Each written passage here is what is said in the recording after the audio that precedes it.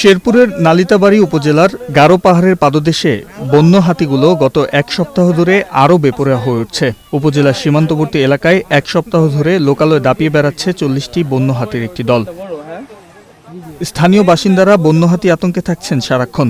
আগে সন্ধ্যায় বন্য হাতির দল পাহাড় থেকে নেমে এলেও এখন দিনের বেলাতেই নেমে আসছে লোকালয়ে। হাতির পাল্টি জঙ্গল ছেড়ে খাবারের সন্ধানে উপজেলার কালাপানি ও মধুটিলা গ্রামে অবস্থান করছে।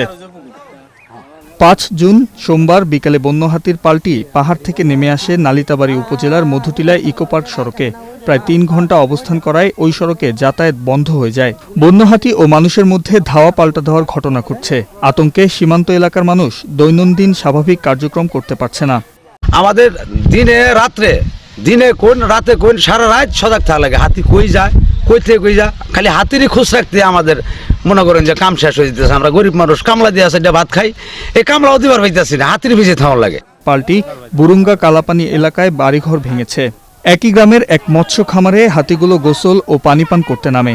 এতে প্রায় লক্ষাধিক টাকার মাছের ক্ষতি হয়। একই সঙ্গে মৎস্য খামারে রাখা মাছের খাদ্য, টিউবওয়েল এবং খামারের সীমানার বেড়া, ঘরের আসবাবপত্র তছনছ করে ফেলে। সেই গোটা ভাঙ্গা তছনছ করে ফেলাইছে।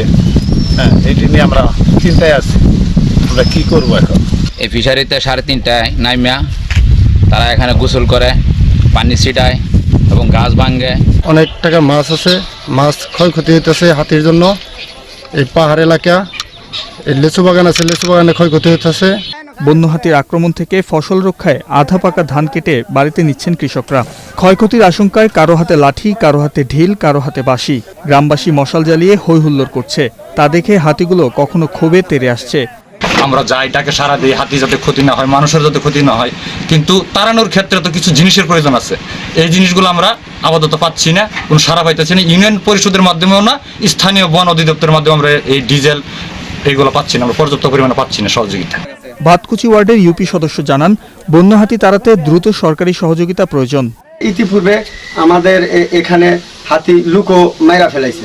সরকারের কাছে বিনীতভাবে অনুরোধ করব, আমাদেরকে এই হাতির উপদ্রব থেকে রক্ষা পাওয়ার জন্য আমাদেরকে সরকার সহযোগিতা করলে আমরা এলাকাবাসী উপকৃত হইতাম। এ ব্যাপারে নালিতাবাড়ী উপজেলার নির্বাহী কর্মকর্তা জানান, সীমান্ত এলাকায় বন্য হাতি ও মানুষের সহাবস্থান নিশ্চিত করার লক্ষ্যে সরকার বিভিন্ন পরিকল্পনা গ্রহণ করেছে।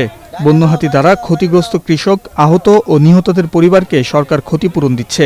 তাই তিনি বন্য হাতিকে উত্ত্যক্ত না করার আহ্বান জানান। হাতি দেখতে কয়েকশো উৎসুক মানুষের ভিড় জমে প্রতিদিন। উৎসুক জনতাকে বন বিভাগের পক্ষ থেকে নিরাপদ দূরত্বে অবস্থান করতে বলা হচ্ছে।